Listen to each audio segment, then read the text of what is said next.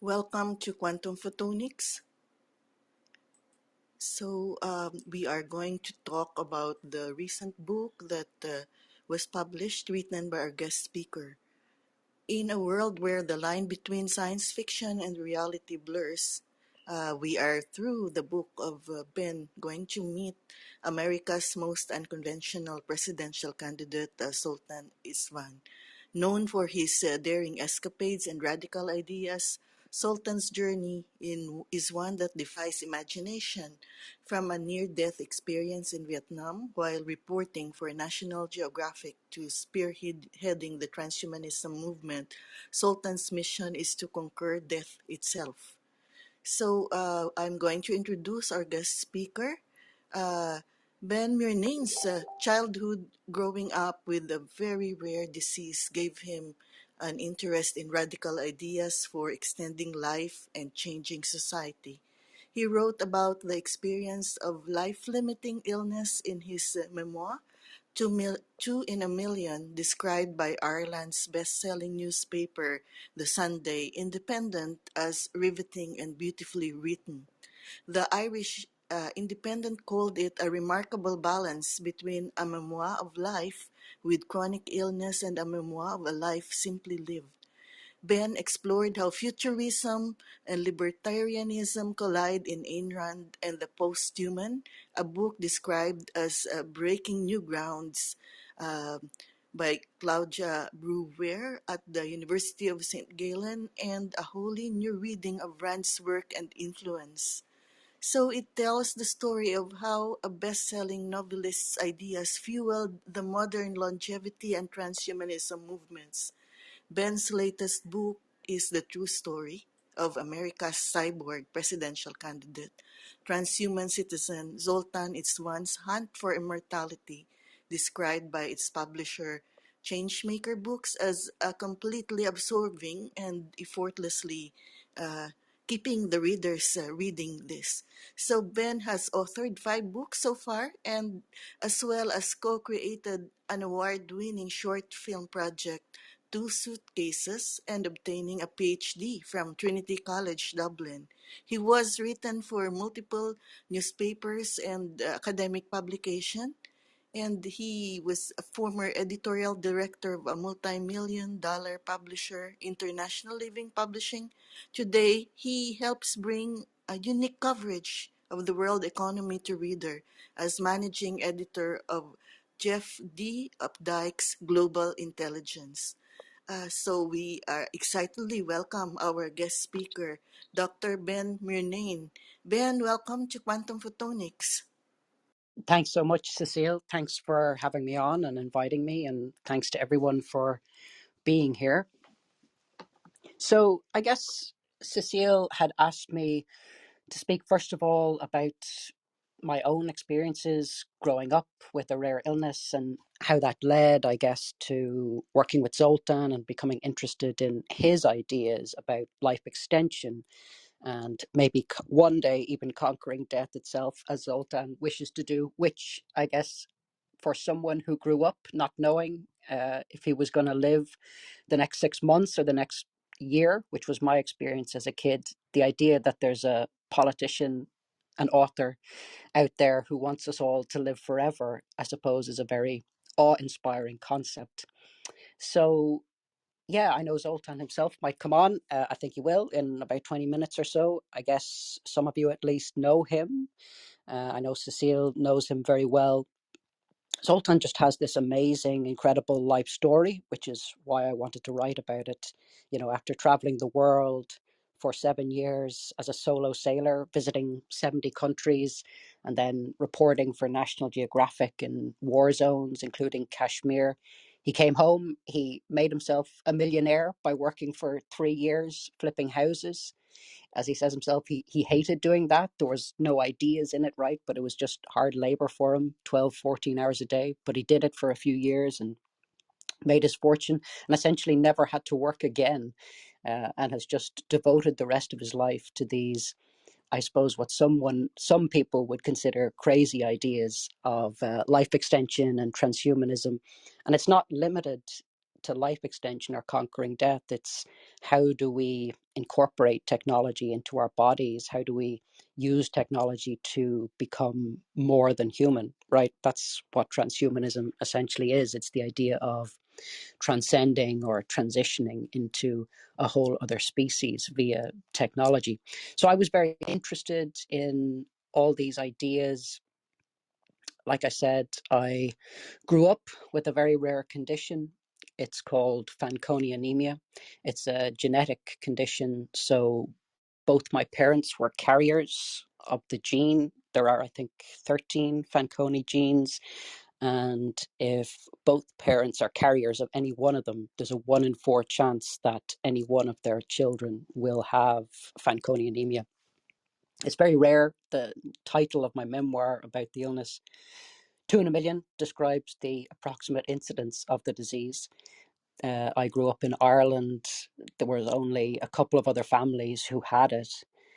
So it was a lonely experience as well, because there are, I suppose, few people that relate to what it is to grow up like this. I started experiencing extreme tiredness, fainting spells. I couldn't run around with the other kids in the playground from about 8 years of age. And I started developing these red spots called petechiae on my skin. And my parents rushed me to the doctor in the town near where we lived. And the family doctor said, take him to hospital straight away.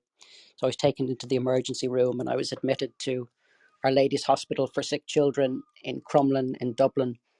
And I was actually initially diagnosed with aplastic anemia, which is similar in a way to Fanconi, but Fanconi is genetic and aplastic is not.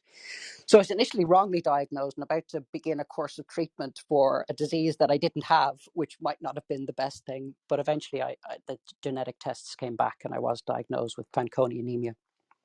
And what happens with Fanconi, which is what had happened to me, is that the bone marrow fails. And so, of course, you can't produce new blood cells. And so what's needed ultimately is a bone marrow transplant, which I had about 8 years later. I was lucky in that a course of steroids uh, boosted my system and kept me alive for 8 years. So I was on steroids between the ages of 8 and 16. And that's tough as well as a young kid. I had to be taking pills every day. I spent long periods out of school. I had a Broviac Hickman catheter in my chest for 3 years, which had to be cleaned. And, I had to wear crop tops. And, it was just a different experience than most of my classmates for sure. And like I said, kind of lonely, but you also, or at least I did as a kid, you kind of aren't 100% sure always what's happening to you. And there was a certain adventure in knowing that you were unique, I guess, and that your experiences were slightly unique. And I became fascinated by the medical nature of what was happening to me and the fact that I was being kept alive by science, essentially. I mean, the reason that they kept me on steroids for 8 years is because the longer, at least at that time, this was in the 1990s, the longer that they could keep me alive without needing for me to have a bone marrow transplant, the more likely it would be that that transplant would ultimately be successful, right? Because every year, every decade, the science was advancing, the medicine was advancing, the drugs were advancing, and there was a greater likelihood of success with the transplant. When I eventually had my transplant in 2001, I was given a 50-50 shot of whether it would actually be successful or not. The steroids had reached their limit of what they were doing for me after 8 years of, like I say, just an unusual upbringing, and steroids, I guess, affecting me in strange ways. Like I developed a mania at a certain point and put on an awful lot of weight as a kid, which I may not have put on otherwise. Developed horrible acne, all these things. And then you enter your teenage years and you have all these things going on. And then you have to make a decision about whether or not you want to take this 50-50 shot of having more life, essentially. I mean, even though I was relatively young, they do give you a choice. The medical profession, the doctors, I sat in the room with my hematologist and he said, it's up to you. We won't force you. Obviously, we can't force you to go through this process, the bone marrow transplant, which is going to take, it ended up taking 3 months. I ended up being in hospital for 3 months. But, they can't force you to go through this horrible experience, which may result in death, and it may mean a very, very unpleasant last few months of your life.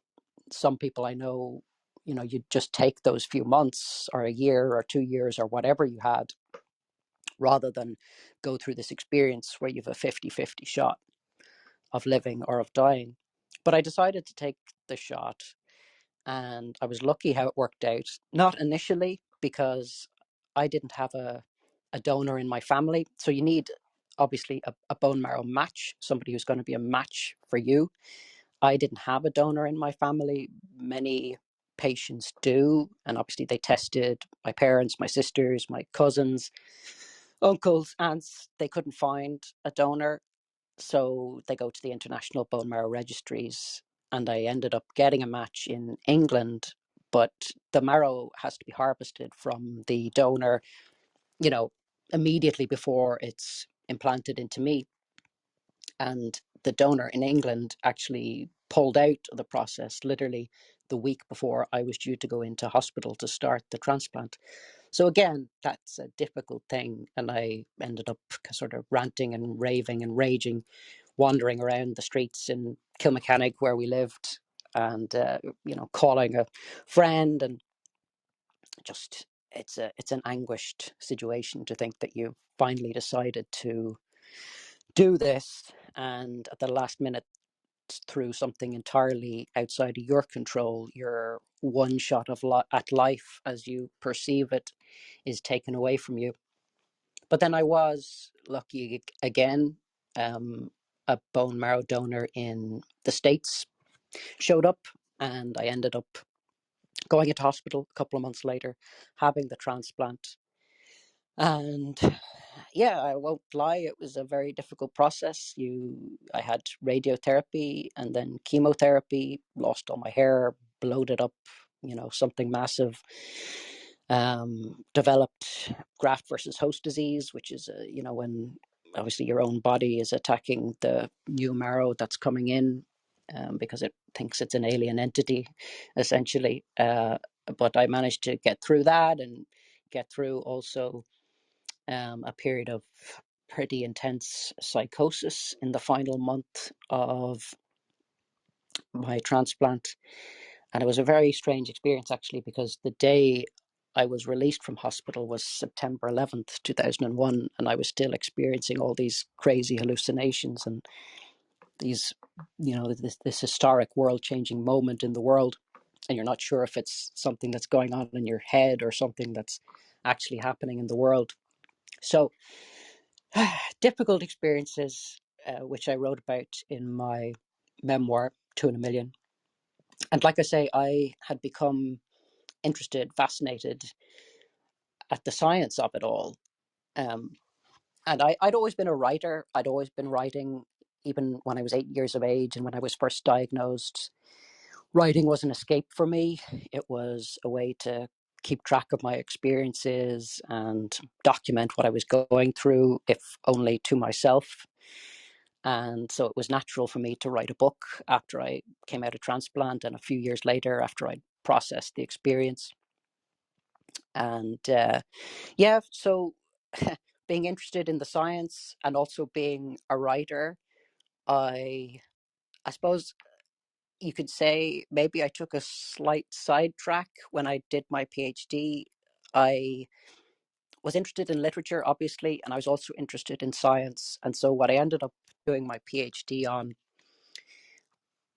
was Ayn Rand and her influence on technology, the technology sector, Silicon Valley, and as an offshoot of that, on the transhumanist movement. So I guess most of you may be familiar with Ayn Rand and who she is and what she represents, but she was obviously a 20th century novelist who came from the Soviet Union to America and became essentially an advocate of the American way of life, of capitalism, unfettered free market capitalism and individualism as moral ideals. I wouldn't necessarily call myself a Randian or an objectivist, which is the name she gave to her philosophy. I kind of think she had some interesting things to say, but I was more interested in, I guess, her impact and her influence, maybe uniquely among novelists in the 20th century. There's a very direct line between what Rand wrote and what people did with her ideas in the real world. She had a major influence on people in the Reagan administration, including Alan Greenspan. Many, many politicians, Paul Ryan and others, have talked about Rand being an influence on them and their policies. I think Trump has even said The Fountainhead is his favorite book. I don't know if he's actually read it, but who knows? So, yeah, I was interested in what people do after they read a book and what they do then in the real world. How does that literature impact what they do in life? And Rand was kind of a perfect case study for that. And it was also an opportunity to think about and write about crazy things like transhumanism, which I've become interested in because, like I say, the idea that there are people out there who want to extend everybody's lives is very appealing to someone who's living possibly with a very low life expectancy, as I still was and still am to a certain extent, even though I'm 39 now. With Fanconi anemia, you're kind of never out of the woods. There are few enough people still that make it into their 50s, 60s with the illness. I mean, there are people, but it still would be maybe the exception, because even after a bone marrow transplant, with Fanconi, you're thousands of times more likely than the general population of developing certain forms of cancer, particularly head and neck cancer and gynecological cancers in women.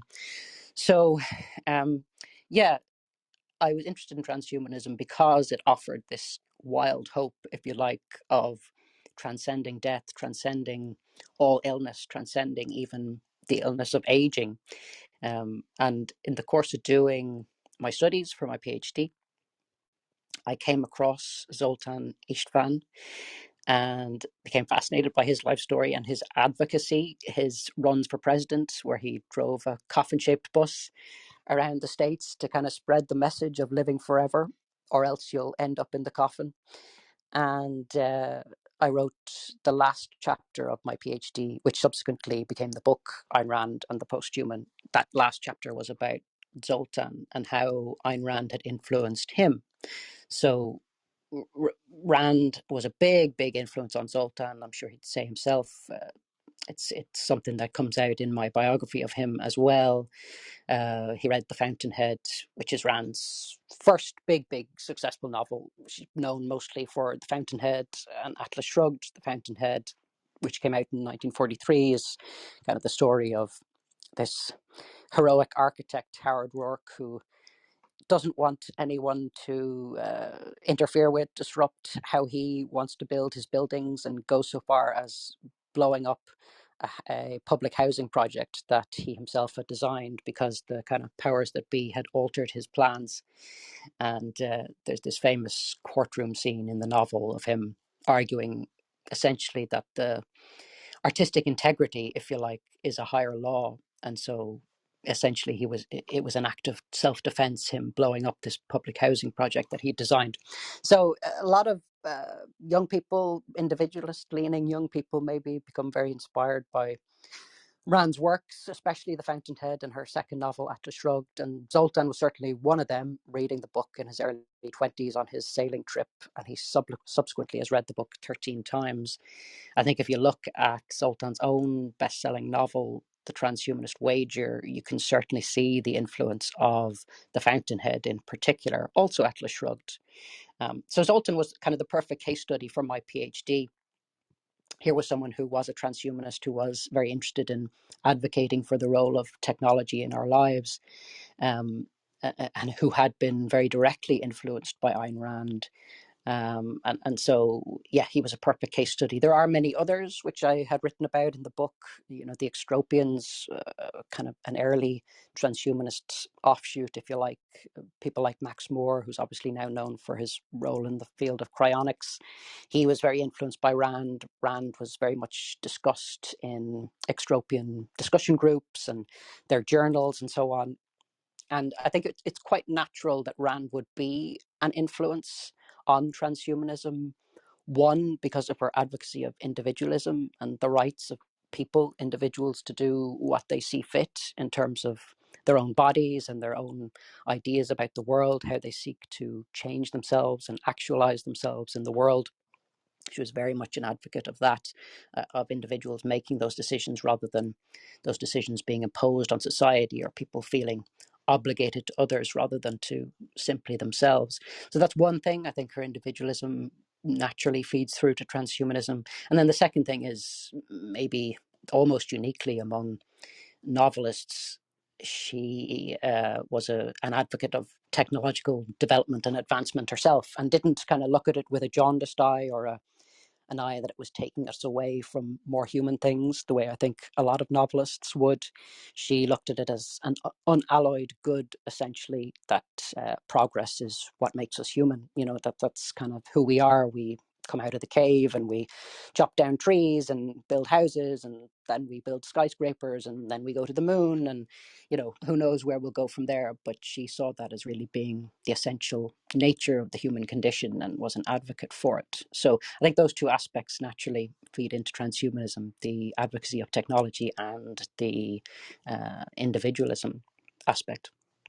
So yeah, so in the course of writing about Zoltan in the PhD, he actually came across me after the PhD was published, and he was looking for a biographer. I think he probably just didn't have the time to write about his own life, because he's always doing so much. He's always speaking at all kinds of events all across the world, and he's always writing for different outlets. And I think he was interested as well in my personal story, having grown up with an illness, having experienced death, if you like he had done. As Cecile mentioned, you know, he'd faced death many times, not just in Vietnam with the landmine incident, but by being in Kashmir and war zones and through his travels. So he understood the spectre of death, if you like, and I understood the spectre of death. We both experienced it in our lives, and we wanted to stave it off for as long as possible. And maybe that gave us a insight into the transhumanist cause, if you like, in a way that it wasn't purely academic for us. The nature of technological development and advances in science and medicine is not purely academic at all for me or for Zoltan. It's real. It's about how many more years of life and health span we have left. And so we definitely, I think, developed a friendship. And as I began to talk to him, and I met him in Ireland, he actually launched my Ayn Rand book in Ireland. And it was after that that we got working together on his biography, Transhuman Citizen, Zoltan Istvan's Hunt for Immortality, which, as you mentioned, Cecile, has just been published a few years later. So, yeah, I got to know Zoltan. I got to hear about all his exciting adventures and got to write about them in the book. And what's interesting to me about his life and what I tried to bring out in the new book is that it's about Zoltan, of course, and it's about his adventures and his advocacy of transhumanism, and that being interesting in itself. But also, Zoltan is an avatar, if you like. He's a representative of so many things in our culture philosophically that I think are very interesting to bring to the fore in this moment. For example, will America ever break out of the traditional left right divide in politics? Will there ever be anything outside of that, which I think Zoltan has tried to represent? Not just in America, but in the West. I think we're locked in the same cycles over and over. We also, as a culture, I feel, and I'd be interested to hear anybody else's thoughts on this, but I feel we live in a culture which is quite technophobic, which does not see technology necessarily as integral to what it means to be human and as, you know, a positive. If you look at press coverage of AI or genetics, it's always kind of, or technologies that may alter the climate to prevent climate change. It's always done with a very skeptical eye. It's done with the kind of an eye to stories like Frankenstein and God, what are we unleashing upon ourselves? So I think we live in a culture which is still quite skeptical. And so I think Zoltan's story represents a potential alternative to that. And I was also interested in that. So, yeah, I think in terms of our moment in politics, in terms of our moment as Western societies, Zoltan's story is also a story of our moment. And I think it has reverberations beyond just him as one man. So I was interested in bringing that out, and I hope I did some of that in the book, which is now available on Amazon, and you can see the link, and it's available hopefully in all good bookstores too. So that's kind of my story and how I came to this moment, how I got to writing about Zoltan and got to know him. And Cecile, I don't know if you want to take back over if you have any questions or open it up. Yeah, thank you so much, Ben. It's very great to hear backstories, from very interesting figures, international figures, because I think it matters a lot when you try to explain about the policies and also your advocacies. And at this point, Ben, I would like to say, if you see the stage, you can find Sultan already here on stage, and he can join us only for a few minutes. So, yeah, I'd like to welcome Sultan. You can unmute Sultan. Open your mic on the left, on the right, down at the bottom to the right. You can unmute if you want to speak. Okay, great. I found it. Great. Can everyone hear me? Yes, we can hear you. And Ben just talked about you, of course, and about the book that he is launching. So, yeah, since you don't have so much time, I'd like to give the stage to you at this point. And please, maybe people will ask you questions, but just tell us when you would like to leave already. Sure. Well, I apologize, but I only have about 12 minutes at this point. But I did catch a little bit of what Ben was saying, and I will thank any of you that buy the book and read it. And feel free, of course, once you've read Transhuman Citizen, to reach out to me if you have any questions, or to Ben. But we've been really excited that the book itself did pretty well in the last month. We got a lot of coverage from like Newsweek and Forbes and all these places, so we were quite happy with that. But I got to just say, first, I've been grateful that Ben has spent like 6 years of his life chronicling my own life, especially my transhumanism ideas, philosophies, and agenda. My real goal with transhumanism is to get to the next era of humanity, to get us so that we don't have to face death, so that we can kind of live in a much better age, hopefully something much closer to like the Star Trek age. That's really been my goal all along. And of course, I think a lot of what Ben has been attracted to is the idea that we can use science, technology, and medicine to achieve better outcomes of our lives. The world is not perfect. In fact, more than ever, it seems to be crazy. So I think transhumanism and life extension science and all these things hold huge promise for where we're going in the future. And I was just been really grateful that Ben took so many years, even through COVID, when there was potential for him to become sick and maybe not be with us today, that he could actually write this book, and we got this book out. It's like, it's always such a journey to do a book, and especially I think to have a book about you. There's interviews, there's, dependency upon the author who's writing, and so I'm grateful that Ben stuck with it and we got it out and that we had a really good reception. But I didn't want to talk the whole time. I'd be happy to answer any questions. If anyone has any for me, please feel free to fire away. Yeah, all right, Sultan. Please raise your hand if you have questions for Sultan. He has a very limited time here on stage, and we'd like to welcome Kevin, who just joined us. But I have a question for Sultan. What are your plans in this election term? Are you running, or are you? How do you plan, to lead the movement in the U.S. and in the world? Well, right now I'm not running for office at all. I'm just supporting the candidates that I like. Of course, I support the Transhumanist Party. That doesn't mean that I necessarily vote for it, but I absolutely think the Transhumanist Party is an important part of politics, and we fight for science and technology. So certainly I support the candidates there, the nominees for president and whatnot. But I think in my own future, I may run for the governorship of California in 2026. I have been considering how to do that. Most likely it would probably be as a Democrat if I did do it, just because I think it's pointless kind of to run anything else in California. But, for me, it's always about science and technology. How can I bring the values of science and technology to the political arena? I have just finished, or just am finishing my master's in Oxford University.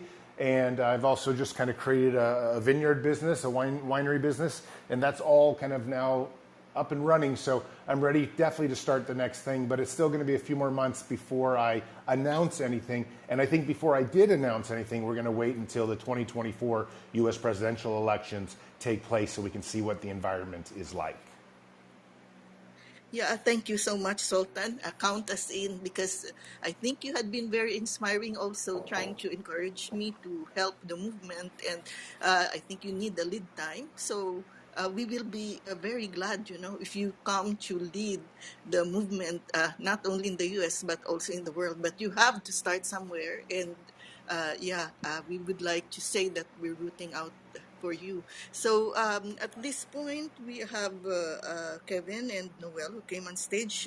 I'd like to give the mic to Kevin. Kevin, are you able to speak if you have questions? Oh yeah, I'll try to be quick, I guess. Since time is of the essence right here, no pun intended. Hopefully you can hear me fine. But the question I can think of is, obviously we can't live forever, in this type of time zone. There's boredom to contend with. But also so do you think perhaps we can get to a higher consciousness, live in another dimension, like quantum physics, that gets into,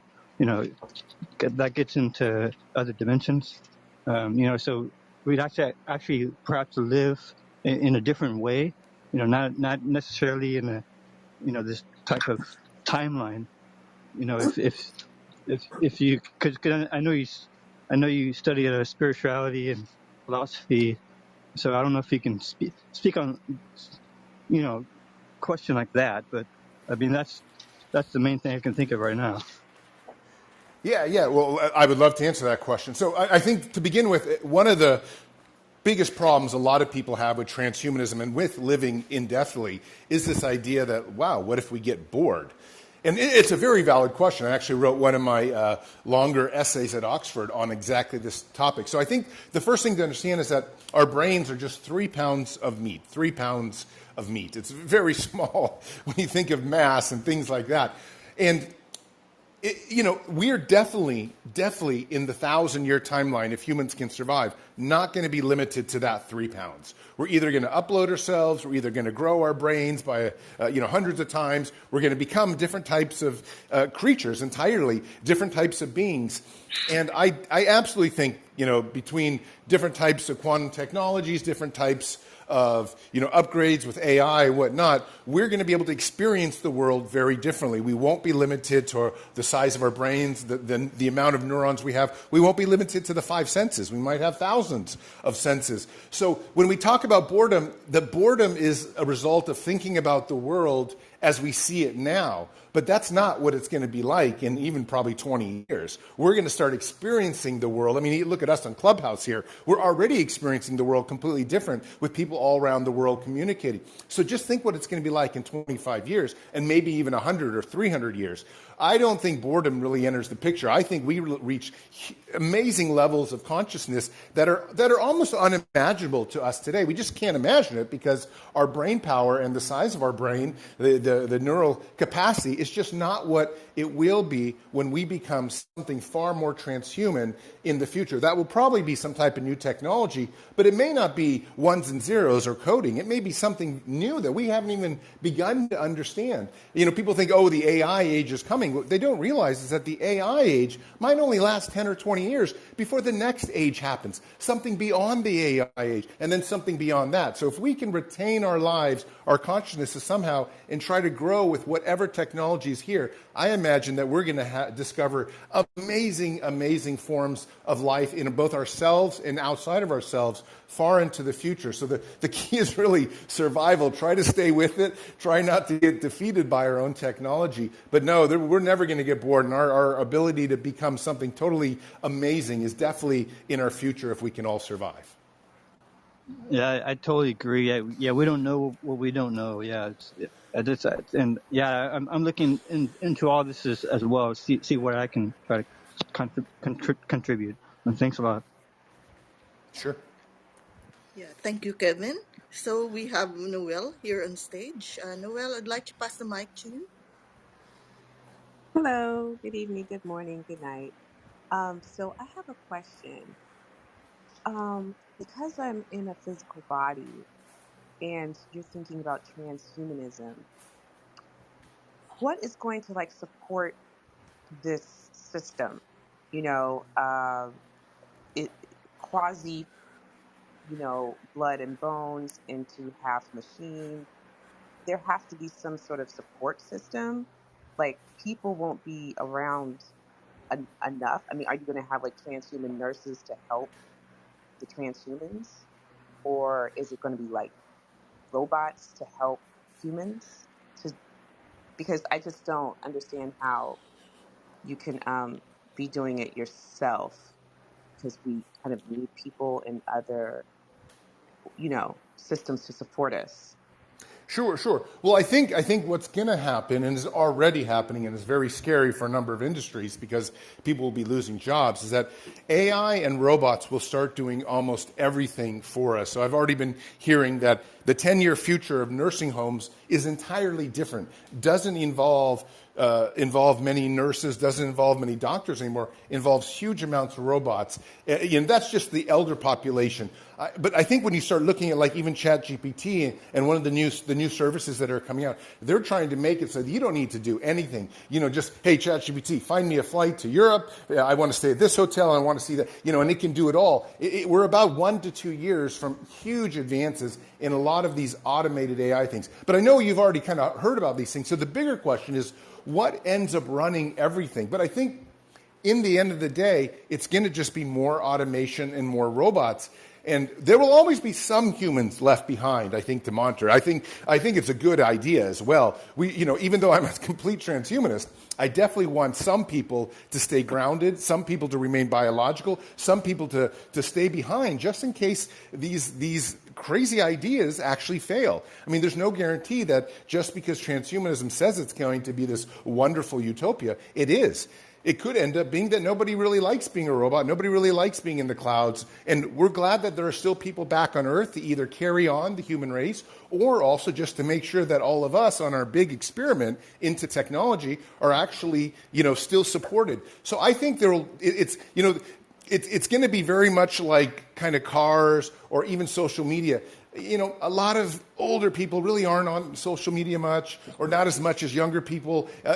There's plenty of people who still don't drive or don't want to ever drive.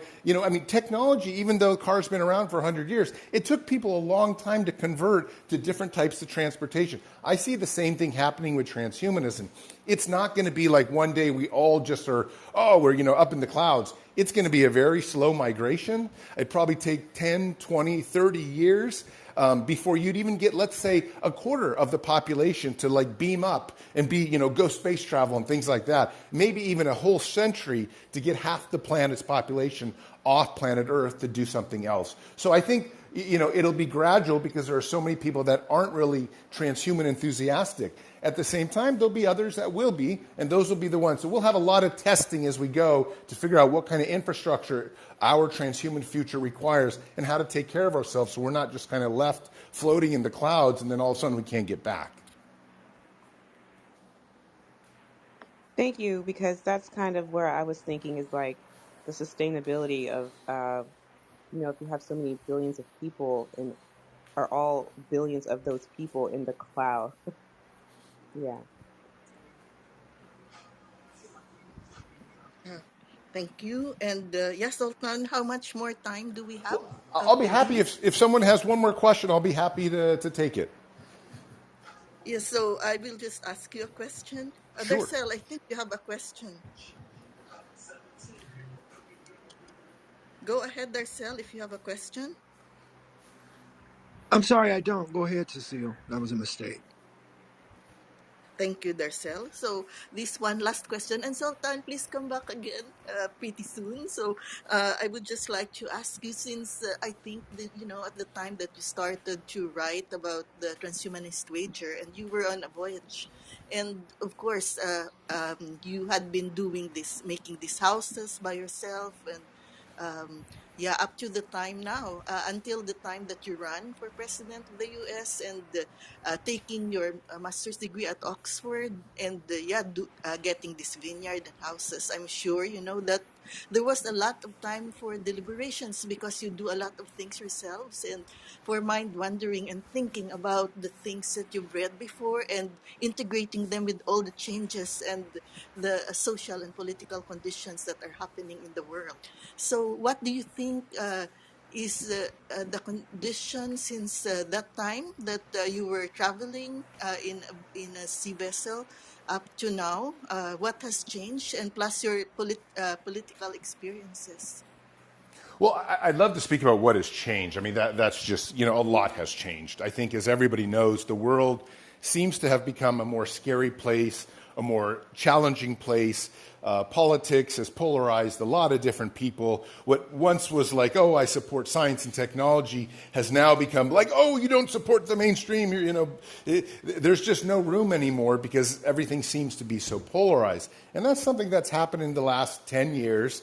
It's been brought on by various political candidates. It's not really up to naming people because it's not really about names. It's not about an individual. What's happened is, I think, in my opinion, social media has caused a lot of people to become much more involved in political ideas and in philosophical agendas that they either agree with or don't agree with. And because social media makes it so easy to argue and so easy to fight back, one can go on and just start fighting for whatever they believe in. But the problem is that not everybody, what they believe in is correct. And a lot of times, it's not even necessarily what they may believe in. People just get too passionate and too, in my opinion, wild and irrational, and share that in social media so that the whole world can hear it. And some people who maybe shouldn't have a strong voice end up with a strong voice, and others who don't. So what's happened is this social media thing has, in my opinion, to some extent backfired.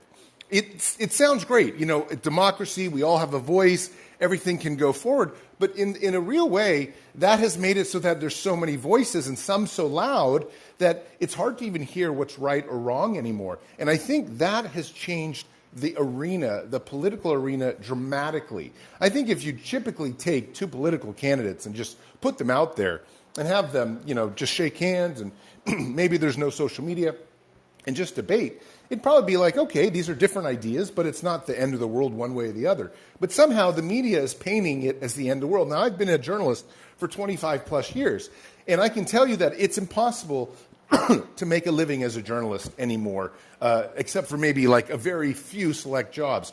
And the reason it's become impossible is that there's just no money anymore.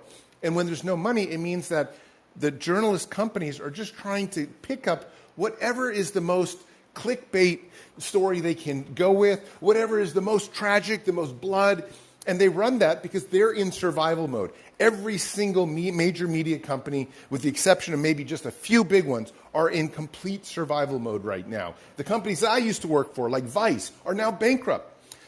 When you have companies that are bankrupt or companies that are threatened with bankruptcy, they don't care what it takes to survive. They just do what they say, whatever they can say to try to make as much money. This is not the world of journalism that was here 20 years ago. 20 years ago, CNN, Fox, everybody had to say something that was mostly accurate. Today, we don't have to do that. It doesn't matter whether it's left or right. And that's because a lot of social media, where the real money is, has kind of taken over journalism as a big source of information. And the whole system has made it, in my opinion, very sad and very chaotic. Nobody's really sure what's true. Nobody's really sure what's right. Everybody thinks they know what's true and they have an opinion and they're very loud about it. But nobody really is making a difference except for a few big players. And I think that's really where a lot of the tragedy in today's media and overall landscape lies. Yeah, thank you, Zoltan. So we have Visions and Nas here on stage, but I thought that you can take only one question. So Well, uh, if they have a quick question, I'll go one more real quickly. And I hope my explanation to your big question made sense, because I think what I'm trying to say is that social media mixed with media companies that are failing and trying to do anything to generate news so they survive has created a brand new type of environment that 20 years ago when I started journalism wasn't even, nobody thought about that. You could not write a lie. When I worked for the New York Times, my editor once told me when I made a mistake on a fact, he said, I will fire you the next time you make a mistake on a fact. Today, any story can have 20 factual errors and opinions, and nobody cares. And that's something that's changed the entire landscape of how we deal with understanding where our future is and where our present is. And I don't really have a fix for it. I'm not telling you I have any fixes. I just know that I see as a journalist through 30-year career how the industry has changed and how the information we get on what we think is happening around the world is definitely tainted. But go on with one more question if you like. yeah, we have Visions and Nas. Nas has been here Yes, earlier, I'm but here. it's on stage when the last question supposed to be was given. So I'd like to give the mic to Nas now, and maybe Visions can have a very short question. So Nas, come on. Uh, Thank you, Ben. Thank you, Zoltan.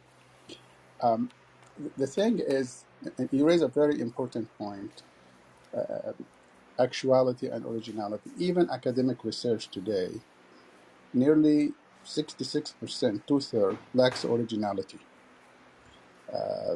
We've seen many of the mega universities, not just here or somewhere else, plagiarism and research and all of this. That's very true. And this is serious, not just in news, story, and coverage, but also in science. So how can we, my question is to both of you, Ben and Zoltan, how can we ensure reasonable accuracy, or at least validate that the information that has been spread so fast without any accountability? Well, let me go first. I don't have an answer yet to what's happening. I wish I did, and it's kind of why I would love to run for office again. Is because I feel like somebody needs to slow this down or stop this or something. I'm not exactly sure. As somebody who tends to love freedom, I'm not really exactly sure how to do this, but I can tell you that social media is something like a drug, and distribution of information is something like a drug. And so, I have two young daughters, and if they want to eat chocolate ice cream all day, they basically will. And as a father, I have to say, listen, you can't do that because you'll either become obese or it's totally unhealthy or all these different, you have to eat real foods, broccoli and fish and whatever, The point, though, is that somebody has to step in at some point and be like, listen, we're all making ourselves crazy. Suicide rates are up, depression rates are up, all these different reasons because of a couple factors. One factor is almost certainly social media is inundating people's lives. But this has huge implications with what you're saying with, academic research as well as just factual evidence and like what's happening with presidential elections, what's happening in the Olympics, what can you trust anymore? Is it left, is it right? And unfortunately, there's just no easy answer right now to what to do. I guess I personally just say, you know what? I'm stepping back from social media. I kind of only post once a day. And even if I lose some influence, that's what I'm doing to combat that. I'm also limiting my children because I see it as a potential drug, as a potential disease. But unfortunately, I just don't have any quick fixes except for I think a lot of reasonable people are stepping back from any kind of information indoctrination as well as social media because our brains just simply cannot comprehend so much information from so many different places so quickly and actually stay unbiased. That's the problem, is that we're becoming all biased. We're all becoming inflamed inside and just like so passionate. And the problem is a lot of that passion is misdirected, even for good people. and like myself. So my answer so far has been to try to step away from media as well as social media in order to stay more sane and actually get a clear message through to the people that I believe in, I'm trying to help, and also my followers and people that support me.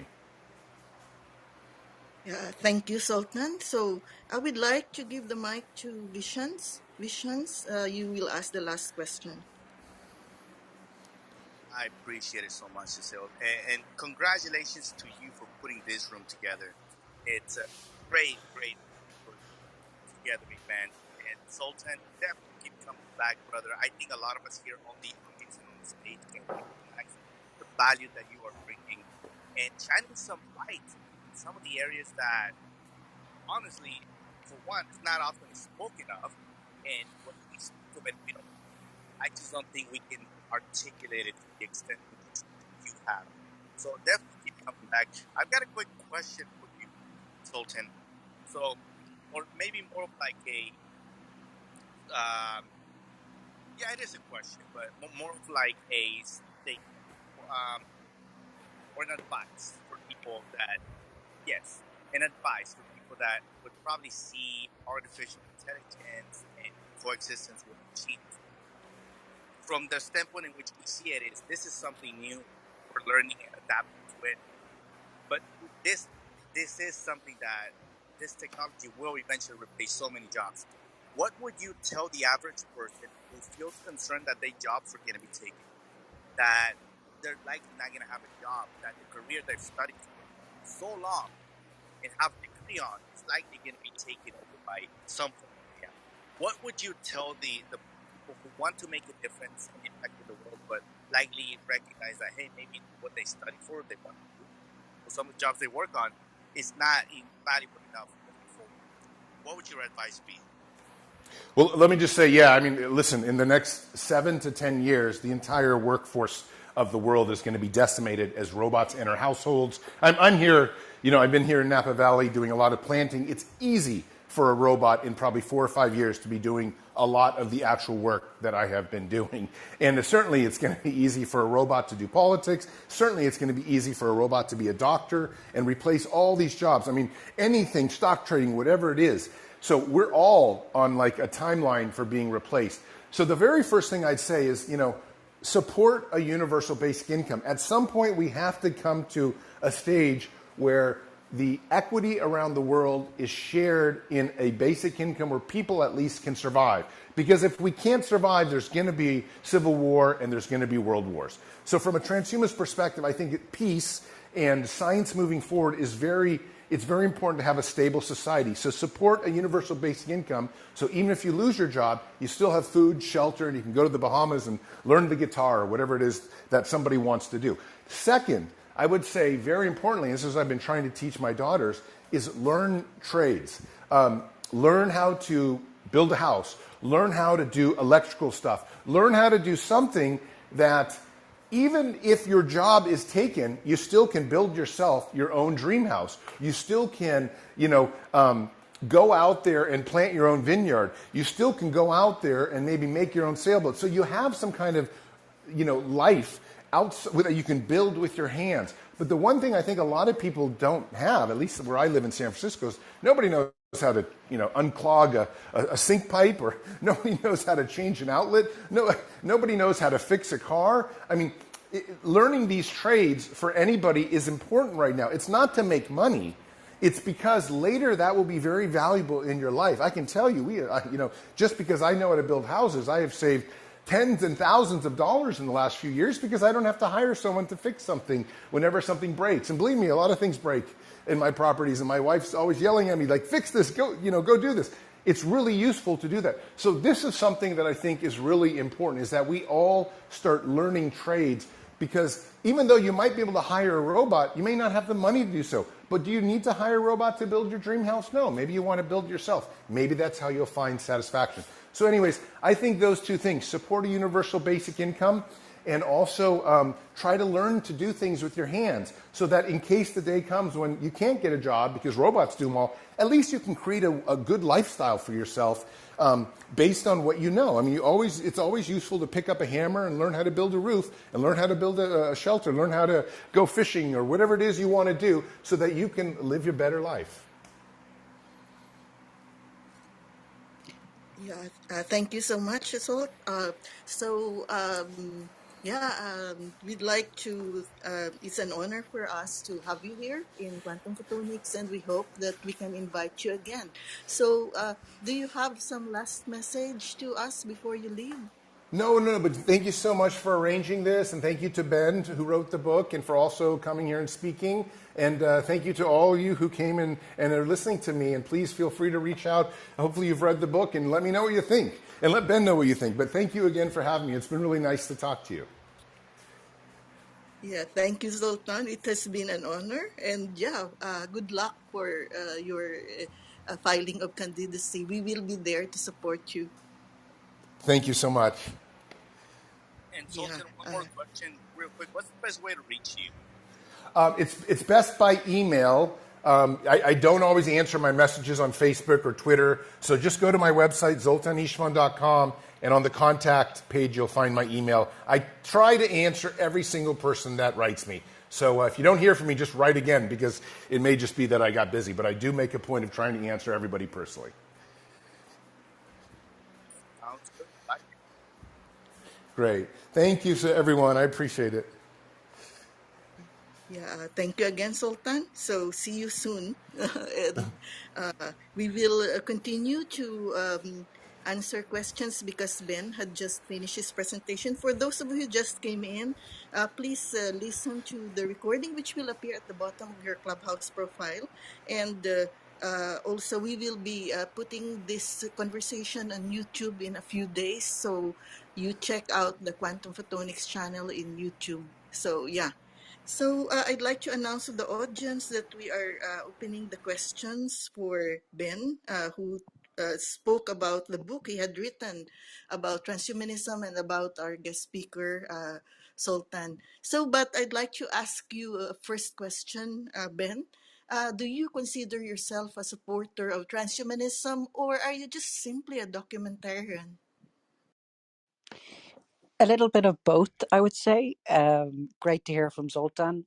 Great for him to come on and answer all those questions. He's always so interesting to listen to. And if you want to obviously read much more about his ideas, you can find them in the book, my book, which is just out. So, am I a supporter or a storyteller, if you like? I consider myself mostly a storyteller. And transhumanism is a movement that I think needs stories told about it.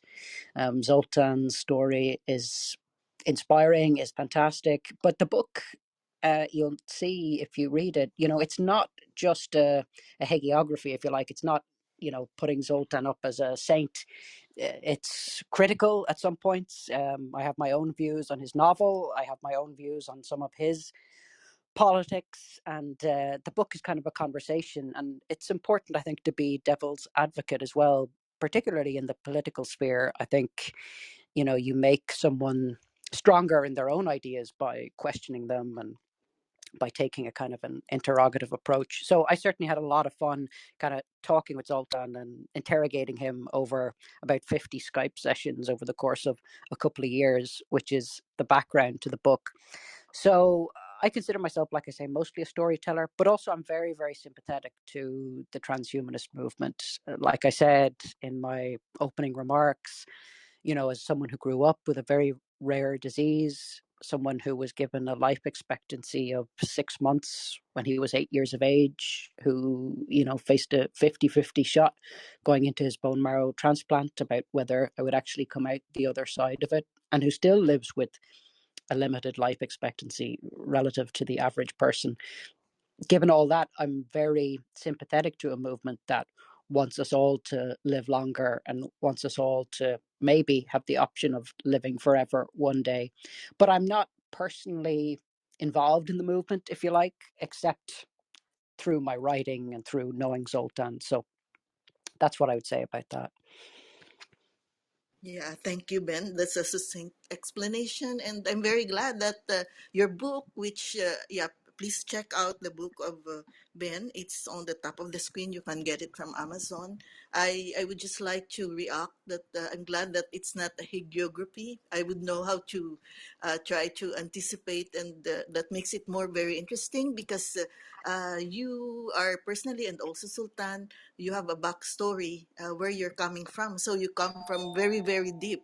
So that in that case, yeah, it would really be interesting to read the book. So I have more questions later, Ben, but I would like to give the mic to people here on stage if they have questions. And please feel free to everyone. If you have questions, raise your hand. We will bring you up on stage. So Nas, yeah, I'd like to give you the mic now if you have Sure. questions. Yeah. Thank you, Ben. Um, I don't read much of science fiction, but I definitely like real science. And achieving immortality or even limited immortality is not far-fetched from reality. In fact, I was reading an article today about precision medicine or pharmacogenomics, personalized medicine. That's a reality. It is not science fiction now. We can cure certain type of disease personalized to that individual, that particular diagnosis of that particular individual. So it's moving there. Uploading human conscious or human brain, although it's a long way to go, but it can be achieved, at least in theory. So I would encourage you to keep writing in this, and everything is just a concept. And in the scientific community, I'm in the real scientific community. So we don't shy away from trying, exploring crazy, wild ideas. 50 years ago, would be impossible to imagine that you can talk through a wireless phone and reach the universe. So I did enjoy your conversation, and I did enjoy your line of thinking. And as far as hope for treatment for rare disease, we came a long way, and this is just the beginning. Thank you for the presentation. Oh, thank you for those remarks, Naz. And yeah, that's actually really inspiring to hear, from someone like yourself who is involved in the scientific aspect of it. I've been a beneficiary of scientific progress because of my illness. Like I said, I was kept on steroids for 8 years because with each passing year, the likelihood of my surviving ultimately a bone marrow transplant was increasing. And I saw the life expectancy for my own disease tick up. When I was growing up, life expectancy with Fanconi anemia was about 22 years of age. Within 5 years, when I was writing my memoir, it had gone up to 33, and it's now even longer, right? And what happens mostly is a lot of kids die young, but people now are making it into their 50s and 60s. Still a small number, but this is something that wasn't conceivable decades ago. So you can see the progress, right? And in terms of living forever, yeah, I mean, why not? You're saying it's possible. I was on a panel in 2019 in Barcelona at the 4 years from now conference there. And I think the title of the panel was If You're Under 50, You'll Live Forever. Hello, Transhumanism. And we just talked about, it was me as an author and a storyteller of the movement, if you like, and a couple of people who were much more involved in the scientific side of it. Some of them had worked with Elon Musk and things like that. And the view of the other panelists was very much not necessarily that all of us alive today are going to live forever, right? But that it's entirely possible that the first person who will live forever has already been born. One of the panelists said that, and there was general agreement. So it certainly is. I know there's not always consensus within the scientific community, but it certainly seems to be possible. And I know Zoltan certainly thinks it's possible, and he's waiting for that day. So it would just be very exciting if something like that did occur. Um, so yeah, thank you for your comments. It's really inspiring to hear. A quick comment, if I may. Uh, I like to read the history of science, and recently there's an article from Cambridge about the first brain surgery, and that was from ancient Egypt, 3,800 years ago. They did remove a brain tumor. It was published in a journal, in a medical journal. And how did they achieve that 3,800 years ago? Still, removing a brain tumor in today's medicine, it's a big challenge. And the document said, or the writing said, that the goal of those who did the surgery is not mummification of the body. They were trying to mummify the brain. So it appears it's a human dream to achieve immortality. Not the immortality of the body, but the immortality of the conscious. That was an amazing story. That is an amazing story, and I think stories like that in the world that I grew up in, if you like, in the humanities, and I think this is maybe why journalists and the culture overall doesn't always have the positive view of science and progress that it should have. Those of us who went to journalism school, or grew up in the humanities side of things, we get told stories of immortality that are Gilgamesh and Prometheus and Frankenstein. We're always given the kind of moral message not to seek to be more than what we are as human beings, but there's also this other history, this whole scientific history of us striving towards things. And we think of it like as sort of a modern preoccupation, a 19th century on preoccupation with science and technology, but actually, no, of course not. I mean, there's this whole history of humans trying to be more than what we are. So it's so important to be reminded of that. Yeah, thank you, Ben, and thank you, Nas. So I would just like to say that there are some transhumanists who say that maybe they don't really say that you could live forever, but it's more of figurative, wherein you live for very very long and grow old with a dignified existence, free from many diseases that we are trying to experience now. So there are different sectors about that. And yeah, I think, of course, that's why I asked Sultan what made a difference when he was starting to write The Transhumanist Wager and up to now, because he had a lot more experience, and there are more technologies which are indeed disruptive that had arrived and are arriving maybe even tomorrow as we speak. And so uh, I was I was asking him about that. So that's why, for example, in Ben's case, uh, we have CRISPR. Of course, it could not cure his disease yet, but did we know about this like, more than 10 years ago, basically as a field of study and with possible applications already up to now. So, there are technologies like this. So I would just like to make a comment about that, and I'd like to give the mic to Kevin if he has a question.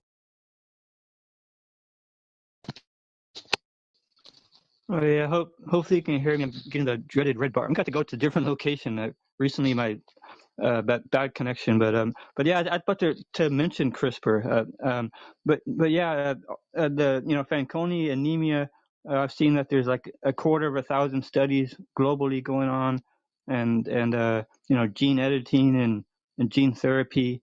But I'm wondering if do you know if, any if you can talk on that, and maybe xenobots and nanobots.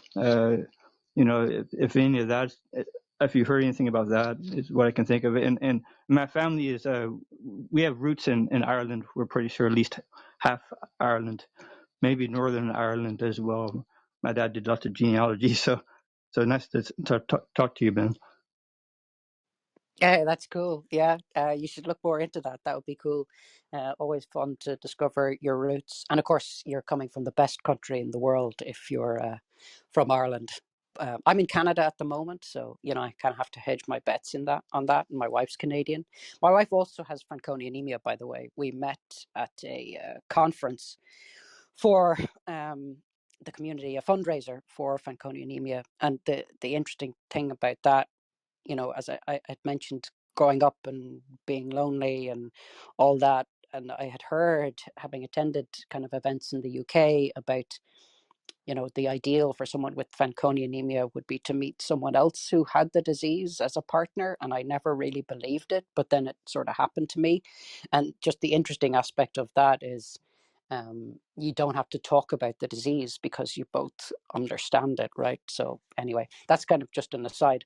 But in terms of the aspects of what's happening now that might be most beneficial in terms of the future for people with Fanconi anemia, it's certainly the case that genetics, CRISPR, and possibilities like that are, a great hope. And genetics has been for quite a while, I suppose, a great hope for people with Fanconi anemia.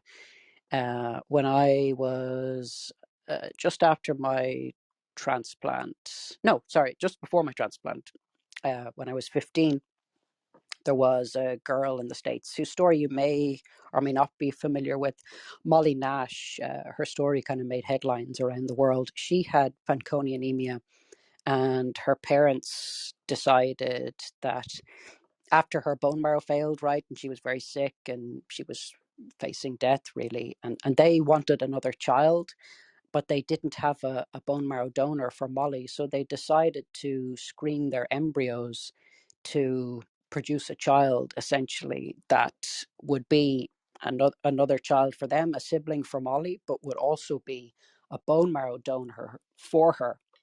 And this created massive controversy at the time because the idea of playing God, if you like, the idea of screening embryos in order to choose one and discarding all the others, choosing one essentially for your own purposes, if you like. The parents obviously wanted to save their daughter. They also wanted another child, but they were selecting a child essentially for the purposes of saving their daughter. So this created a lot of controversy. But that was a case in which genetic screening, genetic research was making a huge impact, and actually saved Molly's life for sure. And she's still alive today. And I was reading an interview with her a couple of years back, and her brother Adam, who became her donor, they're even closer than typical siblings. And the mother who was interviewed was certainly still very defiant, saying, all the people who complained about this process that they'd gone through, good on you if you could watch your child die and you had a way to save them, right? And I often think when you're in that scenario, the morals of it become very clear. The morals might seem, questionable when you're on the outside and you're considering the ethics from a societal point of view or whatever. But when you're a parent and you can save your child, of course you do that, And I think that's the case with a lot of things in the transhumanist movement. It's interesting and academic to consider the ethical implications on the outside, as a member of society, if you like. But when your life depends on it, or when your child's life depends on it, if we get to a point where we can prevent people from ever having cancer, yes, of course, we should want to get to that point. Like, there isn't a question, ethically, at least in my mind, but some people would kind of see it as playing God, and that's something we shouldn't be doing. But yeah, so I guess that's a case very much where genetics and genetic research was literally saving people's lives who have Fanconi anemia. And I've no doubt that the progress will continue, and things like CRISPR will see major breakthroughs. And, presumably one day it'll be possible for someone never to have a child born with Fanconi anemia. Yeah, yeah, I've seen some stuff on HSCT, hematopoietic stem cell transplantation. How to print it correctly, obviously, but yeah, it made me think of using partially match donors for more promising outcomes for FA patients, and so that's only some of the stuff that I've seen. Before the transfusion, dependence, and intervention, before clonal evolution, before leukemia, and yeah, that made me think of and research some of that. Yeah, but that's the progress is just incredible, though. I think, as you said. Yeah, thank you so much, Kevin. Yeah, I'd like to ask you, Oh, sorry. Ben. Sorry, Oh, you have I do 30 have a seconds. question, Cecile. Is that okay? Go ahead, please. Okay. Hi, Ben or Doctor. I just wanted to ask you two questions. One of them might be out of the range of what you talked to. It was more about your view on your diagnosis. I'll start with that one. With you, by being so close to death and confronted consistently with no hope, did that diminish your I guess your lust for life? I mean, obviously it does to a certain extent, or did it bring more meaning to it? Of like that's my first question, and the second one is how will the transhumanist tech work? Does it preserve the lifespan of our existing organs, or how it integrates with them? I just kind of wanted to see how that. I'm pretty sure that would probably be the first round of the implants or what have you. But is am I on the right track of thinking that that's how that would work? Thank you. No, thank you for the question. So, to answer the second question first, I guess transhumanism encompasses a lot of developments with science and technology, from robotics and implants to genetic research to mind uploading and all those possibilities.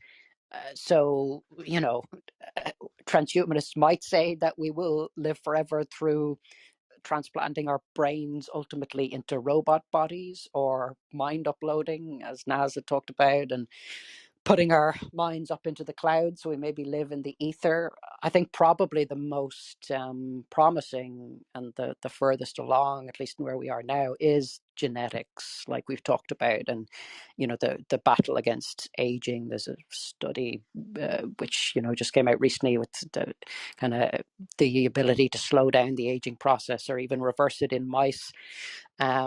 And it seemed to be working on human cells in the lab in a test tube. So the idea that through some form of gene therapy, we will be able to halt or reverse the aging process and become younger.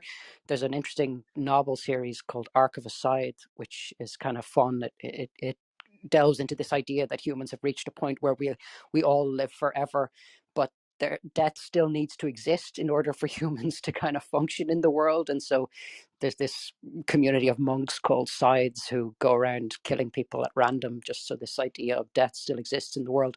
But anyway, in that novel, they've achieved it through what I think is probably the most likely transhumanist route to immortality, which is this idea, they call it in the novel, turning a corner, which is when you get to 60 or something, you reset your age back to 40 or 20 or whatever age biologically you want to be, and that's possible. And I think we probably are heading to a point where something like that becomes possible. And I would say that's the most likely route to very long lives, or, indefinite lifespan. It's probably something like preserving our bodies, just living much longer, aging being slowed down a lot, or it being possible for it to be reversed. So I'd say that's my answer to the second question. The first question, about facing death and does it make you love life more, or maybe be more despondent in life? A little bit of both, I'd say. Certainly, when you, I guess, particularly as a teenager, and you're kind of moody anyway, and the idea that every few months you're facing another hurdle that your peers are not facing, and that life is always throwing obstacles in your way, and that you're not sure if you'll even make it out of your teenage years, right? That can certainly lead to the idea of, oh, well, what's the point? Why am I here at all? You know? So I definitely have gone through phases like that. I'm reasonably well at the moment, so I'm not going through a phase like that. I haven't in a long time.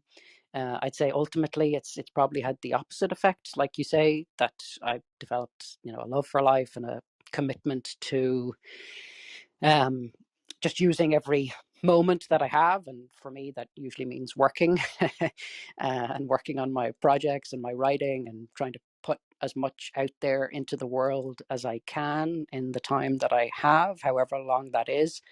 I would say just also, though, that I'm not afraid of death.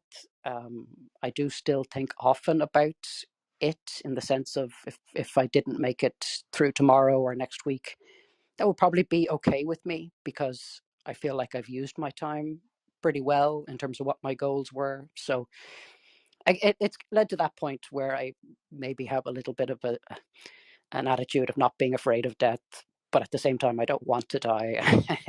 And I try to use the time that I have as well as I can. Thank you. That's incredible to hear that. Yeah, thank you again. Darcel, if you have a follow-up question, please feel free. Just unmic if you want to. Okay.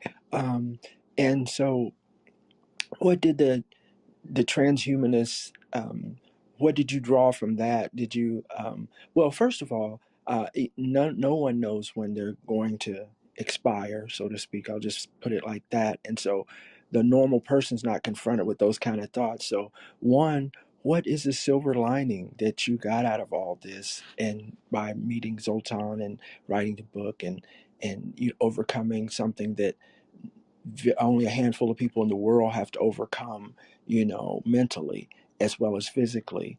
Um, what would be the silver lining in that, for one, and what has the effect of the transhumanist hope citizen? How much wind did that put in your sails? That's it. Yeah, great question. Because I think probably the question that I didn't answer in my previous answer is, what motivates me, or what's the point, what's the purpose. And like, as a teenager, and yeah, you're up against a lot of obstacles, and you wonder, will you ever achieve your dreams, and what's the point in life? And so, to me, I suppose the answer that I came to is, well, do I want to live? In other words, do I want to achieve my dreams? Do I have dreams? What are they? And like I said, for me, often writing was a solace. And so I came to develop goals in relation to my writing. And one of them was getting the book about the illness out there and published. And then I developed other goals after that, like doing the PhD and educating myself. And so I think you certainly have to have a purpose, and the transhumanists have a purpose, and Zoltan has a purpose. Zoltan loves life, right? And I think that's probably the biggest thing that I got out of interacting with him and spending so much time with him over the internet for the book, and kind of being immersed in this community. If you want to live forever, there must be something about life that really excites you, right? Um, and if you want to extend the possibility of living forever to everyone, there must be something about the world that really excites you, and you must find something very interesting about humanity and worth saving. I think we have a lot of negative views about humanity that are put on us in the culture, that we're destroying the planet, and that we're, an aberration, that we shouldn't maybe do things that are intrinsic to who we are as a species, like creating technologies and so on, because they're having a negative impact on other aspects of nature. So I think we're often presented with views of humanity which are not positive towards us as a species. But the transhumanists, even though they want us to be more than human, right? Even though they want us to become another species, they love humanity, and they see humanity as, even if they think it's something that can be improved upon, you wouldn't think that something would be worth improving upon unless it was worth saving in the first place, right? So I think for me, just listening to Zoltan, spending time with him, hearing about his incredible adventures, traveling around the world, visiting 70 countries, he came back and obviously devoted his life then to this cause. He loves his life and he's always doing exciting and interesting things and finding exciting and interesting things to do. So for me, that's probably what I got out of spending time with him, is just this inspiration, and that we can, always be setting new goals for our life, no matter how long it is, and that's something that's worth doing, and that's the essence of life. That's what makes it exciting. That's what leads to happiness. And at the end of the day, being alive, hopefully, is about trying to achieve your own happiness. Thank you, Cecile. The mic is yours. No, I just, yeah, if you have some comment, Darcel, go ahead. No, that's it. That's thank you. That's all I can say. Yeah, thank you for asking a great question. And Ben, yeah, thanks for also a great answer. I just want to say that, if you have a lot of hobbies, or just like what you said, Sultan loves life. Yeah, I think this is very important, because I have a friend who is the lingerie queen of New York, and she came from Merrill Lynch, from a totally different industry. And when she turned 60, many years ago, I was asking her, because she had a concert in Carnegie Hall, Rachmaninoff. I was asking her, uh, what are your fears? What can you say about turning 60? So she is my mentor, actually. So yeah, she said, I feel that, I have so much to do, yet I'm already 60, and it's really very sad if I don't get to do what I'm very passionate about and I aspire. So, yeah, I would just like to say, for a backgrounder to those people who are listening to us, that Ben had mentioned that Sultan had visited about 70 countries, Ben, 70 countries in the world, all by himself. And then he was sailing a boat, which he was trying to operate all by himself. So, meaning to say, that is a great challenge, actually. And through that, when he was trying to sail, he was reading a lot of books. So, just imagine how can a person do that. He does sand surfing, and he went to the war areas as a journalist for National Geographic, I think, before. And later on, fast forward to the past few years, he's been trying to make his own houses, try to build it by his own hands, just like what he said a while ago. And he had purchased several vineyards, and he's working there, doing hard labor all by himself. So I think the things that he has been thinking, that makes and doing, that makes it very, very interesting to live for a very long time, and possibly forever. And while doing that, I could imagine how a person who is doing mind wandering would be able to think and process the things that he has experienced, and also his philosophies and his ideal while doing these kinds of work.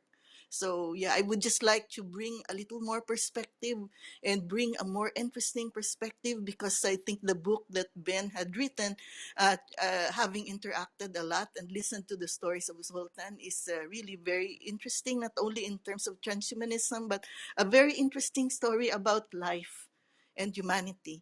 So, yeah, I would like to ask you, Ben. I know that we're almost, yeah, we've been here for 1 hour and 30 minutes, but I would just like to ask you if you can describe about the relationship between transhumanism and Ayn Rand, and it's about, what you wrote about in your PhD. Can you tell us about it?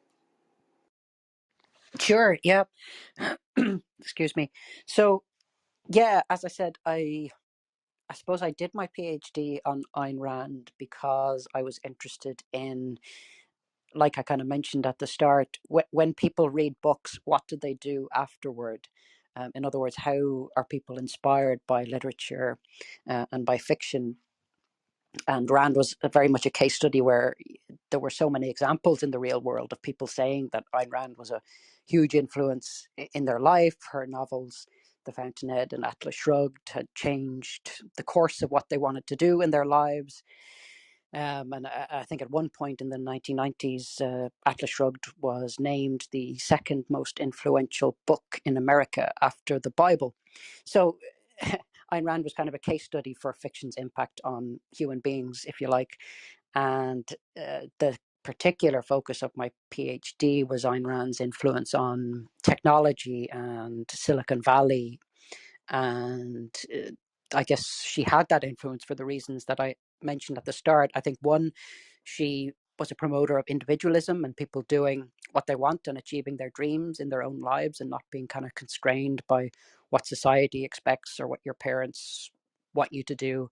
And I think that's a natural message that would inspire an entrepreneur, and indeed has inspired many entrepreneurs in Silicon Valley and elsewhere to start technology companies and work in things like genetics and so on. And actually, if you look at, say, a documentary like All Watched Over by Machines of Loving Grace, which was a 2011 documentary, which actually went into Rand's influence in Silicon Valley. And there are so many interviews with founders and creators there and talking about how they were inspired to start companies, at least in part, by Rand. And so, an offshoot of that, she didn't just inspire entrepreneurs and technologists, she also inspired transhumanists. And one of the earliest groups to be influenced by her was one of the earliest transhumanist groups called the Extropians. This is a group founded by Max Moore, and who later became known more for the cryonics field and CEO of Alcor and all that. But he would have discussed with members of the Extropians a lot of Rand's ideas. And Extropians, the word extropy, the Extropians, the word extropian comes from the word extropy, which is a made-up word that they came up with to, I suppose, represent the opposite of entropy.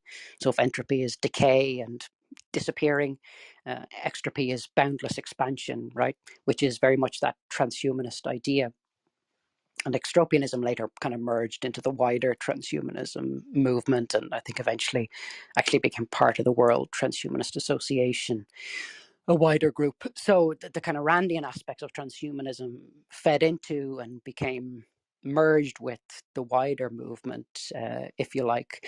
But Rand was very, very much there at the beginning, in groups like the Extropians, obviously very much an influence on someone like Zoltan, as I already discussed. And he's read The Fountainhead, Rand's kind of first major best-selling novel, 13 times, and found great inspiration in it for what he wanted to do, not only or even not even because of Rand's views of technology or anything like that, but just this idea of the individual creator and your life being what you make it.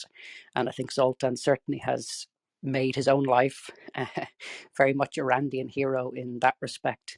So I think that's for me is the relationship between Ayn Rand and transhumanism, and that's what I talk about in my other book, Ayn Rand and the Posthuman, the Mind-Made Future, it's called, and it does document how Rand's ideas inspired technologists and transhumanists because she was an advocate for human progress through technology in a way that many fiction writers are not outside of science fiction or whatever. But even much of science fiction is kind of skeptical about where we might end up and presents dystopian visions of the future and all that. Rand very much does not, and very much sees technology as essential to what it is to be human and essential to how we might live longer lives and better lives into the future. So that's one aspect of it. And the other aspect is just her promotion of individualism.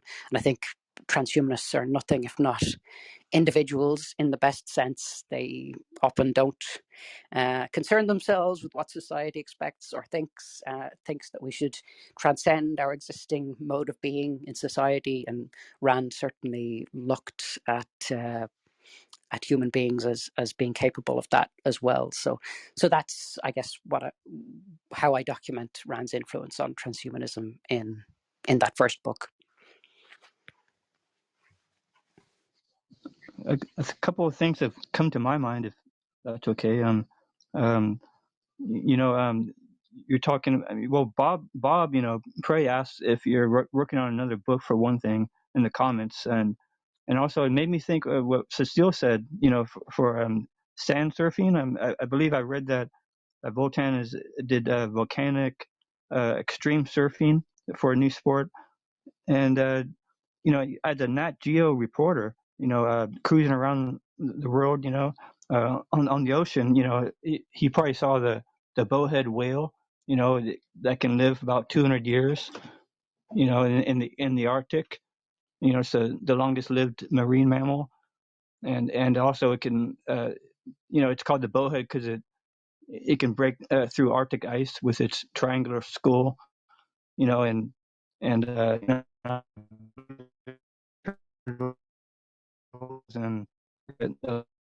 very so maybe he was Sorry, I think Kevin was breaking up. But did you catch some portions of his question? Or was, yeah. Yeah, I think, well, first of all, the question, the comment, whether I'm writing a new book, another book. Yes, I'm always writing. I always have another project. My next book, I'm hoping to finish soon enough, will be a sequel to my memoir, and about, I guess, how myself and my wife met. This idea of two people with the same rare illness meeting across an ocean, if you like, and how that came about. And so something quite different, and not necessarily to do with transhumanism, but certainly to do with happiness in life and how we all might, you know, pursue our own happiness, and which is also ultimately, I think, what Zoltan's life has been about. So there are definitely common themes. And then to kind of the other comments that you were making, Kevin, about Zoltan's travels, he didn't mention to me, at least, I don't think he made it as far as the Arctic.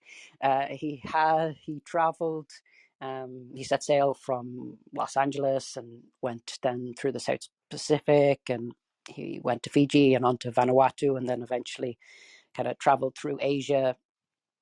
And he was planning to kind of travel up through Europe and then do the final stretch across the Atlantic and do the full circumnavigation of the world. But he didn't actually make it that far. His father ended up getting ill sort of toward the end of Zoltan's 7-year sailing trip, and he went home, and he had intended to finish the trip, something I write about in the book. He still, I think, intends to finish it, even if he is in a cyborg body or whatever he has to do. He still wants to do it. He still has the boat. He keeps it in Greece, in storage there, and he still pays storage every month because he still wants to complete that journey. But he ended up pausing the journey after 7 years and leaving the boat in Greece. So he didn't make it as far as the Arctic, but who knows? Maybe he will. I know I guess, what inspired him to be interested in living forever, it wasn't necessarily his observations of the natural world. It was, I guess, his reading. Certainly, Rand would have played a part, like I've said, in terms of him wanting to make of his own life what he wanted to make of it. But I think the thing that really kind of brought home to him the possibility of living forever, or kind of first awakened in his mind this idea that it could be possible.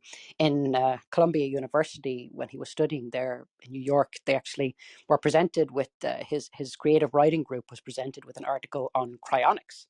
And that was when he first came across this idea that there were people in society, scientists in society, who were working for us to come back from the dead or to live forever. And he says that that's sort of the moment when he committed himself to working in this movement. It was years later when he wrote his novel and actually dedicated himself to full-time advocacy of transhumanism, if you like. But he says, at least, that kind of that moment in Colombia and reading that article is when he knew for the first time that he had a purpose in life, and that it was going to be to try and extend life for himself and for everyone. Like you had mentioned, Cecile, he kind of had many of these moments where he had faced death, whether it was in war zones, whether it was surfing down a volcano, like you alluded to, Kevin. Yeah, I mean, surfing down an erupting volcano, on a snowboard or a surfboard, that's pretty dangerous stuff. So for a guy who wants to live forever, Zoltan has certainly put himself in the way of death quite often. But I think he would probably say that living on the edge is also what excites him. So he had faced death, whether it was volcano boarding or at that moment in Vietnam when he might have stepped on a landmine, or in war zones, like I mentioned. So he had faced death, and when he came across a movement uh, through reading this article that was trying to put a stop to death, I think that's when a lot of kind of dots connected in his mind, and he decided to commit his life to that later on. Yeah, thank you, Ben. So, what do you think is Sultan's chance of becoming a president? What are his chances? Would he be a good president? I think he probably would. I think he's such an interesting guy. He's led such an amazing life. He has, I think, a range of life experiences, whether it's visiting those 70 countries and kind of fending for himself on the open ocean, visiting war zones and seeing so much human suffering. I mean, that's also what made him want to commit to extending human lives, is just witnessing so much suffering in the world through all the war zones that he's visited. So I think he has a range of life experience that would lend itself quite well to making decisions where lives are at stake. And he's also obviously started his own business.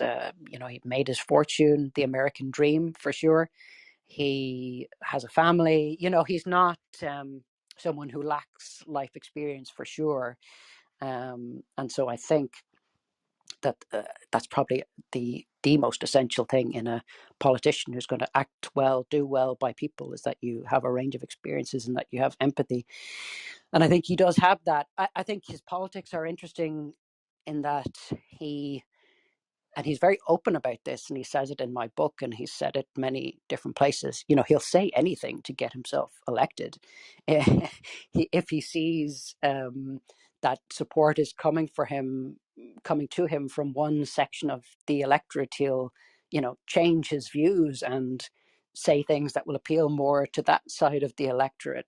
And I think that's probably what every politician does to some extent, but Zoltan is just much more open about it. He says the quiet part loud, right? So I think that is an interesting aspect of who he is. And you could say that it's just very cynical and he just wants power. He's also open about that. Like, he'll say, I want everybody to live forever, and I will say and do anything that will accomplish that. So for him, it's very much a means to an end, getting into government so that he can unleash the power of technology, whether that's through government funding or deregulation, so the private sector maybe accelerates. He's very clear about what his goals are, why he wants to achieve power. And I spoke to, in the book, in the course of writing the book, I spoke to his campaign manager in 2020 when he ran for the Republican nomination for president against Trump. His campaign manager, Pratik Shugul, who had also worked with Mike Huckabee, and he was very clear, Pratik was, that he was excited and refreshed by Zoltan's kind of liberal thinking, if you like, in the sense of Zoltan's flexible thinking in terms of his politics and his being willing to kind of meet people where they are, and adapt himself to the electorate, if you like, in order to garner support. So I think he probably would be certainly a more interesting choice than some of the choices that we have in politics all around the world. I think, will he get there? I think for that to happen, like for him to really see a groundswell of support that might, carry him into elected office, probably something would have to change in the culture. And I'm not quite sure what that is. I thought that something that might have changed mindsets is the pandemic and the fact that the vaccine rollout really, changed society, saved a lot of lives, right? But I think something I talk about again in the book is the pandemic really showed how bifurcated our views on technology still are, right? On the one hand, the vaccines empowered us to move forward much, much more quickly, like science and technology kind of saved humanity, if you like, in that moment. But at the same time, the pandemic exposed the extent to which so many of us are still so skeptical of something like a vaccine and something being injected into our bodies, and they're skeptical of medicine and skeptical of science. And so I think those two things are still competing with each other in the culture, and something would have to change for someone like Zoltan, who advocates crazy things like us implanting microchips in ourselves and electing to chop off our arms so that we can have robot arms which are much stronger and which we can do much more things. In order for that to become politically possible, popular, I think we would have to see something change in the culture, and I'm not sure what that is. Maybe it's something like, Zoltan says about like cryonics.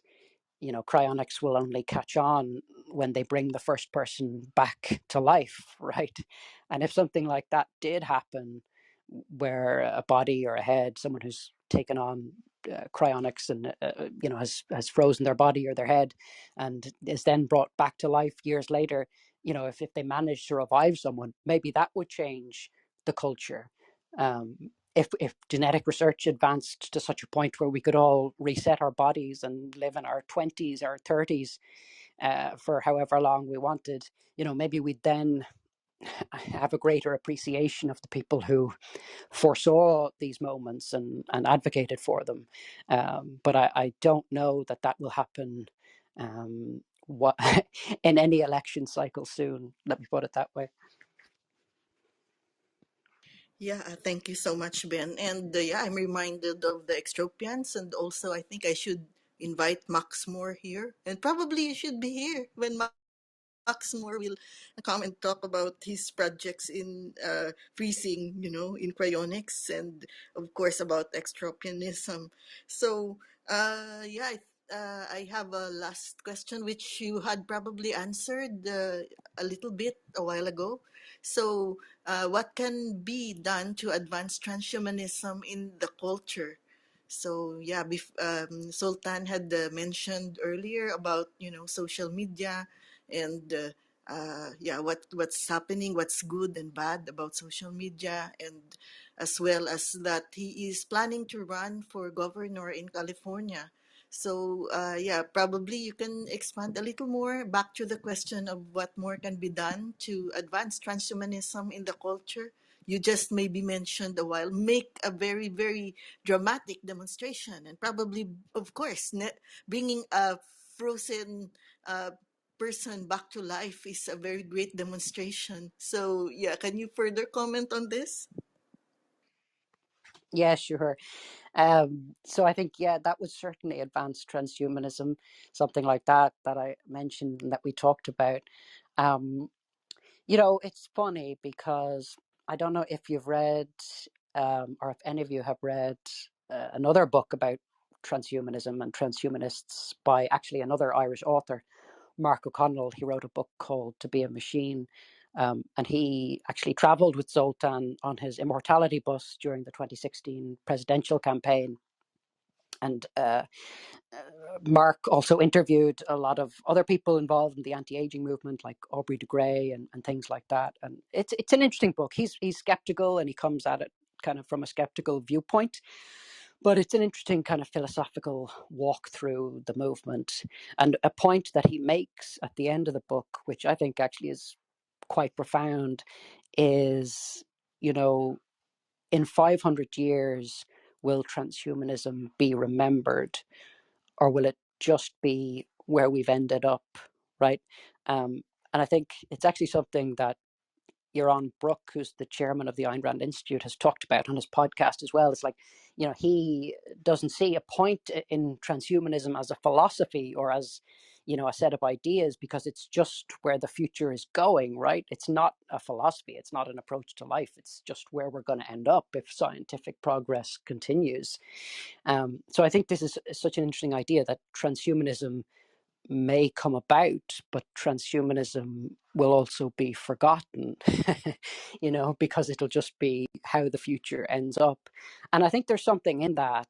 I know Zoltan has always been an advocate of using the term transhumanism. There are a lot of terms out there for, how to describe the future or how to describe human beings merging with machines, the singularity, etc., etc. I think probably the word transhumanism is still thought of as strange and weird, and maybe certain people don't understand what it means. I think it's definitely come up more in people's consciousness. It's more understood now than it was through the work of people like Zoltan, but it's still probably a weird term for people. And even though I call my book Transhuman Citizen, Zoltan is the ultimate transhuman citizen. I don't think the term itself necessarily matters. It's a useful term for the movement. This idea, if you like, of the most extreme 10% or 15% of all science is how Zoltan describes transhumanism. But I don't think it matters what term we use. The progress is what matters. And I think how we promote transhumanist ideas in the culture may not involve using the word transhumanism all that much. It may not involve talking about a lot of the things that Zoltan has talked about and that have got him attention, like implanting microchips in our brains and,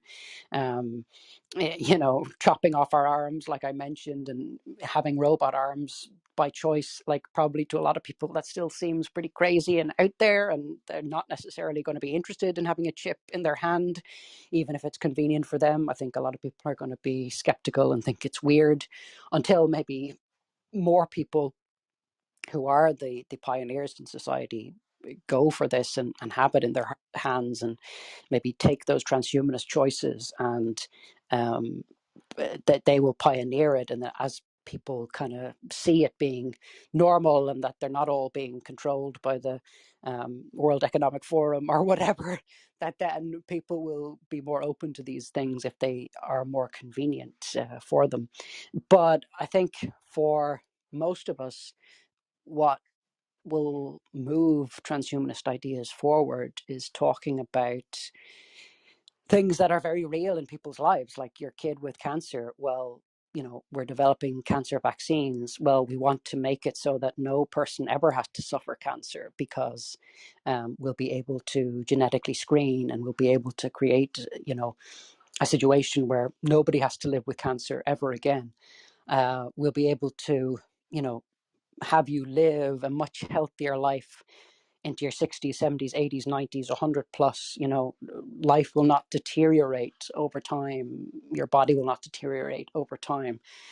These are the things that I think brings it home to people, and makes it very real. In certainly to me, like that seems like something that would be quite appealing, as opposed to uploading my mind to the cloud or having a robot arm. I'm just much more interested in, will my kid have cancer? Will, I be able to live into my 80s and still be very healthy? So I think if you make it real to people's lives and their kids' lives and their families, and not necessarily even use the word transhumanism, but just talk about where science and technology could really be a boost to what the future can be, to me, that's the main important way to advocate for what I call transhumanism, but in a way that the term itself isn't even that important. Thank you so much, Ben, for bringing up very, very important points that should be raised. Actually, about transhumanism, and we are there are comments on the room chat. We are near the end of our session, and I would just like to tell everyone, please check the link that I had posted at the top of the screen, and please try to consider trying to get a copy of the book of Dr. Ben Murnane. And Ben, also please send me a link later on about the other books that you had written, so that I could also try to promote it in my page. So I would just like to say thank you so much to everyone who had listened and had been supporting us in this room. Well, maybe Ben, we can invite you again in the near future to talk in general about what you had written, also not only about transhumanism. So I would just like to thank you so much. I know that you are very, very tired because you had launched the book, I think more than a month ago, and you had been invited to a lot of events, and you traveled from Ireland to Canada, just arriving just a few days ago. So, yeah, thank you so much for being our guest speaker now. And I'd like to pass the mic to you if you have some message or comment to our listeners. Oh, well, just thank you, Cecile. Thank you for inviting me on. Thank you, everyone, for your great questions and for attending. It was a real pleasure. Yeah, it's been a whirlwind of a few weeks since the book launched, and been kind of doing events here in Canada and events in Ireland, and yeah, but it's fun. It's all good, and this has been one of the best and one of the most fun. So thanks a million.